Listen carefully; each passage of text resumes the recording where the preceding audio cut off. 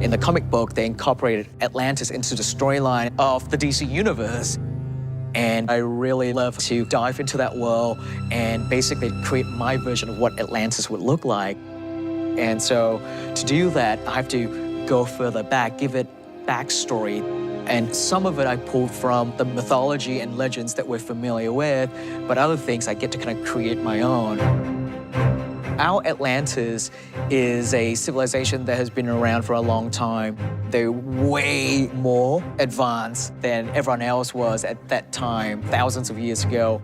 And so I went and talked with my production designer, Bill Bretsky, and just designed the world with him. Me and James, we wanted to make a neoclassic culture that was on the verge of like digital technology, because they weren't like a primitive culture that went underwater. They're already pretty advanced. But the thing they invented gave them power to live underwater. It was really exciting. The royal guards are only in the royal palace, right? Or anything related like the Colosseum, but we don't see them outside of that. We don't ever see them in battles or anywhere else. As a director, I try to put myself in the shoe of an Atlantean and go, what is a day in the life of an Atlantean look like? How do they eat? How do they sleep? How do they use the bathroom? And so you have to think about all that stuff, and all that stuff then affects, the world that you're trying to create. Here in the surface world, we built things out of materials such as brick, wood, metal. They don't necessarily have that down there. And so we're trying to pull a lot of influences from the ocean. The idea that maybe their buildings are very much like coral, that they're grown, perhaps, right? And how does that work? And is it a living thing that they live inside? Is the building just glowing with bioluminescent glow? They're so deep down that sunlight doesn't penetrate the ocean at that depth. So what provides the light source? That's the kind of stuff that we have to really dig deep into. The development on this movie was a huge effort. It was just amazing the amount of stuff that came out of James's mind. This part here, when it's like this, it blocks the point of impact. And he's not going to settle for anything that isn't exactly what he was hoping for. So I think we're angling more towards this camera. Good. Let's cut it.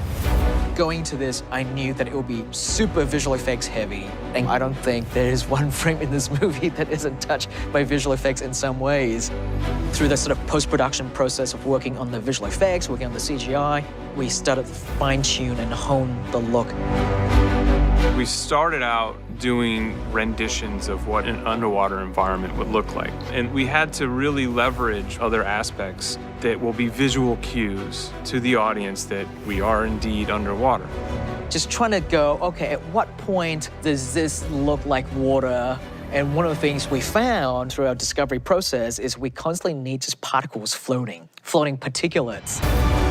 So we always have this particulate in our water volume. And you'll notice that as the characters move through the water volumes, that particulate moves around them and it moves with them.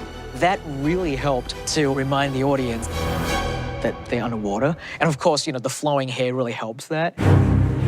One of the most important visual cues for underwater was what we did with the hair.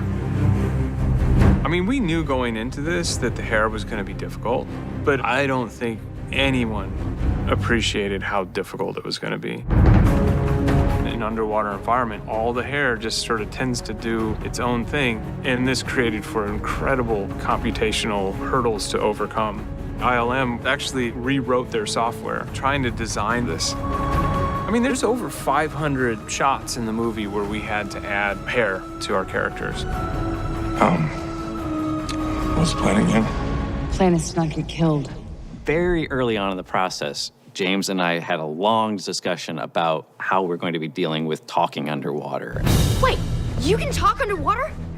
Hey, I can talk underwater too! This is awesome! And what we wound up doing was thinking about how we talk. We make sounds by exhaling air over our vocal cords. So they have adapted their vocal cords to make noise when water is passed over them. When they exhale water, they make sounds the same way we do when we talk through the air. Oh, we can do more than just talk. So everything visual would start from the seed of the story concept. When you know your characters really well, when you know your world really well, it makes it easier for you to kind of visually design the world. James has a very clear vision of what he wants to do, but then he'll turn to you and say, what do you think? And then he listens, and he's very much a best idea wins kind of director, but definitely the captain of the ship at the same time. Very good. Let's cut. Let's roll right into another one. Filmmaking is such a difficult task, and it's great when we work together because we all want to make a great film. And action! I'm such a big fan of the superhero universe and science fiction movies and those big, giant Japanese kaiju films. And I felt that this movie really allows me to touch on all these different worlds that I love, that I'm such a fan of. And it was such an honor for me to get the opportunity to create this film.